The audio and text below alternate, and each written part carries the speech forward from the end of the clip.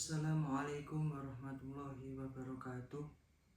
Bismillah walhamdulillah wassalatu wassalamu ala rasulillah Sayyidina wa maulana Muhammadin ibni Abdillah wala hawla wala quwata illa billah amma ba'dah.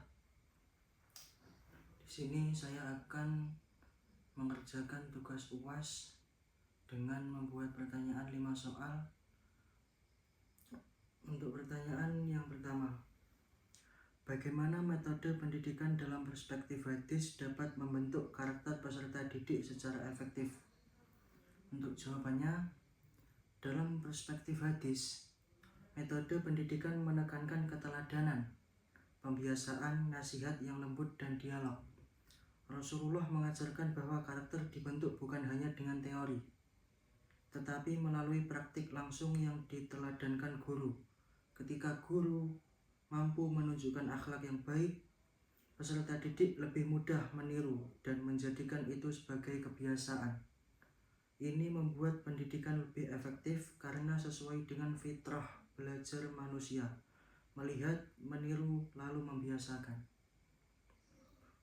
Untuk pertanyaan yang kedua, apa saja prinsip penyusunan kurikulum pendidikan dalam perspektif hadis? Jawabannya, dalam hadis, kurikulum harus mencakup 3 aspek. Yang pertama, akidah, kedua, ibadah, yang ketiga, akhlak.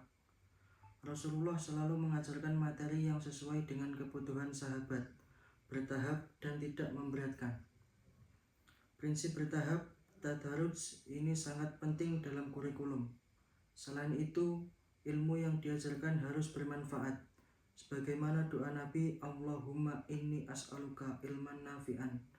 Jadi kurikulum harus relevan, bertahap, dan berorientasi pada perbaikan moral. Untuk pertanyaan yang ketiga, bagaimana hadis menjelaskan tentang evaluasi pendidikan yang baik?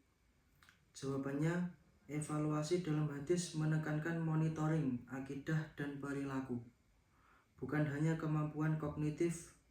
Rasulullah sering mengevaluasi para sahabat melalui pertanyaan, observasi, dan praktik langsung.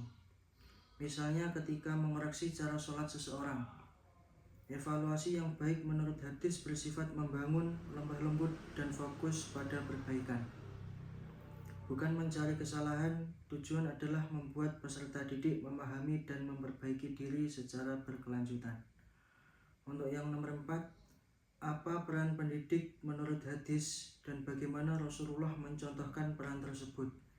Jawabannya, pendidik menurut hadis adalah murabi, yaitu orang yang mendidik dengan cinta, bimbingan, dan keteladanan.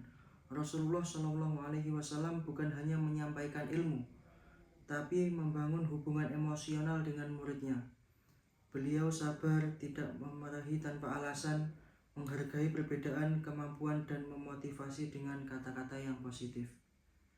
Peran guru dalam hadis sangat mulia, karena ia bukan hanya mengajarkan ilmu, tetapi membentuk karakter dan keimanan peserta didik.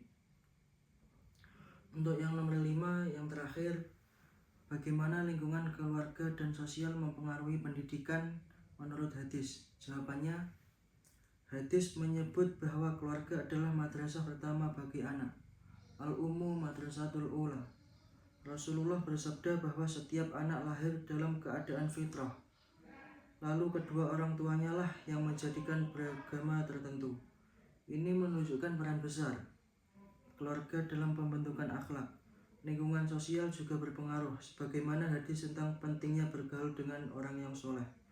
Seseorang mengikuti agama sahabatnya. Jadi lingkungan mendukung proses pendidikan dengan memberi teladan, suasana positif, dan nilai-nilai moral yang baik. Sekian 5 pertanyaan dan jawaban dari saya. Wal afwu minkum. Wassalamualaikum warahmatullahi wabarakatuh.